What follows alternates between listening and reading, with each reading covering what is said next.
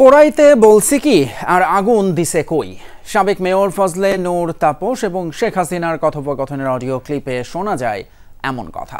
প্রসিকিউশনের দাবি, রাষ্ট্রের গুরুত্বপূর্ণ স্থাপনায় আগুন দেয়ার নকশা করেছিলেন ফ্যাসিস্ট সরকারের সাবেক প্রধানমন্ত্রী শেখ হাসিনা নিজেই। পরে এর দায় চাপানো হয় সাধারণ ছাত্র জনতার উপর। এদিন শেখ হাসিনার অন্যান্য ফোন রেকর্ডিংয়ে উঠে আসে লিথল উইপন ব্যবহার, হেলিকপ্টার থেকে গুলি, বম্বিং করা সহ নানা বিষয়।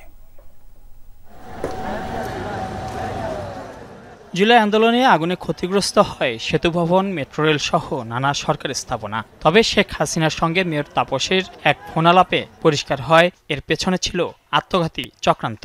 আমি বলছি যা যা পোড়াতে আমাদের সেতু ভবন পোড়াইছে, টিআরসি বন্ধ করে দিচ্ছে, পোড়াই দিচ্ছে, বিটিভি পোড়াই দিচ্ছে। বুধবার কারিগরি ত্রুটি সারিয়ে বেলা 1টার দিকে শুরু হয় শেখ হাসিনার বিরুদ্ধে তদন্তকারী কর্মকর্তার সাক্ষ্য গ্রহণ। জবানবন্দিতে বিশেষ প্রসিকিউটর জানান, national telecommunication monitoring centre NTMC থেকে 69টি কল রেকর্ড ও 3টি নম্বরের সিডিআর সংগ্রহ করেছেন তিনি।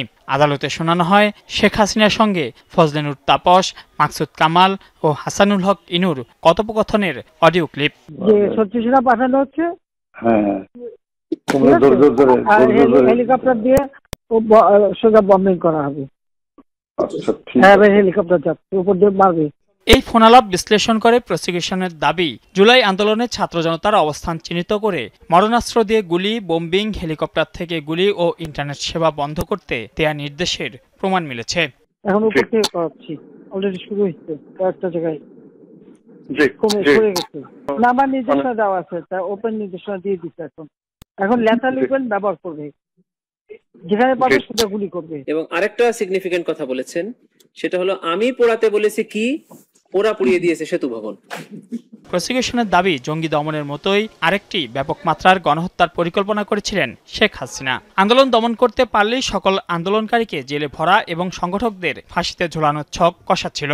এরপরে সবথেকে যেটা গুরুত্বপূর্ণ উনি যেটা বলেছেন সেটা হচ্ছে যে আন্দোলনের কিন্তু দুটো ভাগ করেছেন। এক হচ্ছে নাশকতাকারী, উনি ওনাদের ভাষায় যাদেরকে উনি মেরে ফেলার সিদ্ধান্ত নিয়েছেন জঙ্গি নাটকের নামে, এবং বলে দেওয়া হবে যে জঙ্গিদেরকে মেরে ফেলাতে হয়েছে, ছাত্রদেরকে ঘরে ফিরে যেতে বলা হয়েছে। ঢাকা বিশ্ববিদ্যালয়ের সাবেক ভিসি মাকসুদ কামালের বিরুদ্ধে তদন্ত চলছে বলে জানায় প্রসিকিউশন। কি অবস্থা দেখিস, সবগুলো ফাঁসি দিচ্ছে, এবার চলবে না। এবার এই ঝামেলাটা যাক, এরপরে আমিও নিজে ধরে ধরে যারা অস্থিরতা সৃষ্টি করছে, মেইন যারা আছে এদেরকে বহিষ্কার করবে। মাইনুল মারুফ, যমুনা নিউজ, ঢাকা।